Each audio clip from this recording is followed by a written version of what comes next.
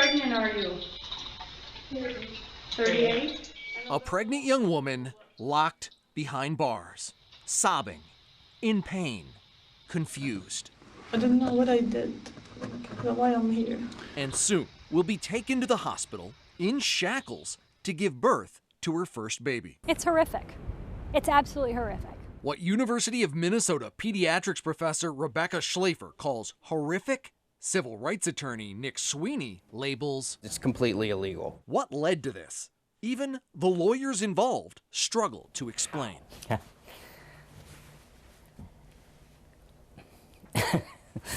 Well, that's a good question. A KARE 11 investigation discovers the answer is a twisted tale involving a shoplifter, a snowblower, a police raid, and gunfire. It's a story that starts in an unlikely place, the Maple Grove Menards hardware store. Menards notified Maple Grove police that surveillance footage showed a thief stealing off store shelves and returning the stolen goods for store credit. The store credit then used to help buy a snowblower. The snowblower purchase traced back to this Dayton home. Armed with a search warrant, Maple Grove and Dayton police surround the house, one wearing a body mic, but no cameras. Please, search warrant, open the door, please. Please, search warrant, open the door. Inside, Ferris Hussein and wife Sarah, who've asked we not show their faces. Sarah cooking dinner, Ferris wearing headphones playing computer video games. Open the door. Open the door before I boot it. Just 27 seconds after first knocking, officers kick in the door. Please, search warrant. You all right, Matt? I got it. Get down! Get over! Later, at the Hennepin County Jail, both Sarah and Ferris gave recorded statements. I was playing games, and then I heard like a smash on the door. That wasn't even a knock, like a smash. Boom, boom, boom. We were so scared. My husband started to shouting and tell me, call the 911, call the 911. I grabbed the gun, and I look. From the window, I see a guy in civilian clothes. Looks very angry. Ferris says the only person he saw through the blinds was this guy, Maple Grove detective James Kirky in plain clothes, no police markings. The raid team parked down the street, so there were no police cars in sight. Basically, I had not even 0.01% suspicion that he is a police officer. Thinking it was a home invasion, Ferris, using a legally licensed handgun, fired 3 times. Warning shots, he says, towards the ground.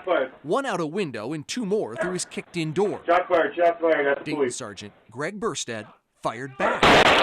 His bullet flew past Ferris, through the home and into a neighbor's house. Get rid of that window, Jimmy. One of Ferris's went through the bottom of Detective Kirky's long coat. 911, what's the severe emergency? The panicked couple, still thinking they're being attacked, call 911. I shot someone and someone shot at me in my home. Hurry up. Yeah, we have people on the way. As officers rush to the scene, those already there call out. Ferris, come out of the house with your hands up. This is a stupid search warrant for a snowblower. Come on with your hands up and give us a snowblower and we're good. Guys, you're police? Yes. What the f***'s going on? Well, you're shooting at us. I'm scared shitless, Yes, dude. because you broke in my house. No, we had a search warrant like we said. Okay? Search warrant for what? The snowblower, dude, in the garage. A big misunderstanding. Ferris is no thief, just a guy who bought Menards store credits from an online marketplace to save a few bucks, says criminal defense attorney Dan Guerrero. It's crazy. You got cops coming to a house in plain clothes, pounding on the door, breaking in the door in less than a minute. But Ferris was arrested and charged with use of deadly force against peace officers. An engineer, he lost his job as the allegations hung over his head for nearly a year and a half. The prosecution eventually dismissed the charges in May for lack of proof he knew it was the police breaking in.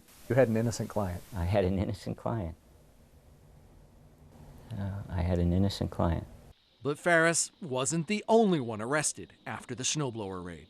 Despite being 9 months pregnant, Sarah was taken into custody, kept on what's known as a 36-hour probable cause hold. I don't know what I did, why I'm here. So we can fully investigate to determine if a crime was committed. Arresting my client, holding her while she's pregnant, which she did absolutely nothing wrong here, and treating her the way that they did is completely unjustifiable. Nick Sweeney just filed a federal lawsuit claiming Sarah was denied medical care at the jail for nearly a full day, despite asking to see a doctor because she was in labor. After her water broke and she was taken to HCMC, she was shackled by the leg to the ambulance gurney, to her hospital bed, and when she went to the bathroom, even had both legs shackled together. You're claiming that the sheriff's deputies broke Minnesota law. Absolutely. It's a violation of international laws. It's a violation of human rights. Minnesota law bans restraining pregnant women unless necessary for legitimate safety and security needs.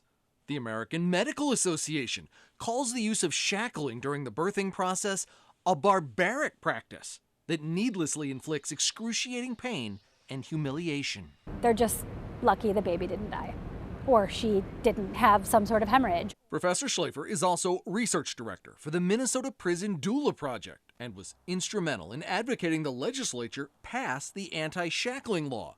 She reviewed the case for KARE 11. What was your first thought when you read through this case?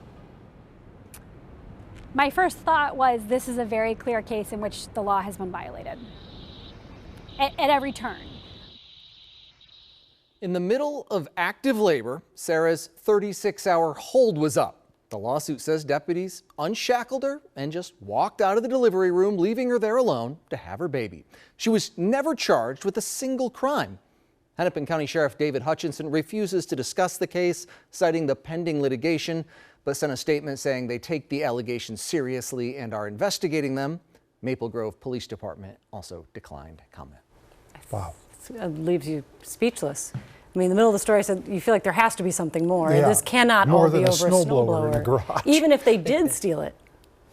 There's nothing else there. Wow. The story does keep going on, though. They tried to deport Sarah after this, claiming she had been charged with firing at the police when in fact she was just arrested on a 36-hour hold and never charged, but the family went through hell trying to get that squared away so that Sarah wasn't kicked out of the country because of this. Wow.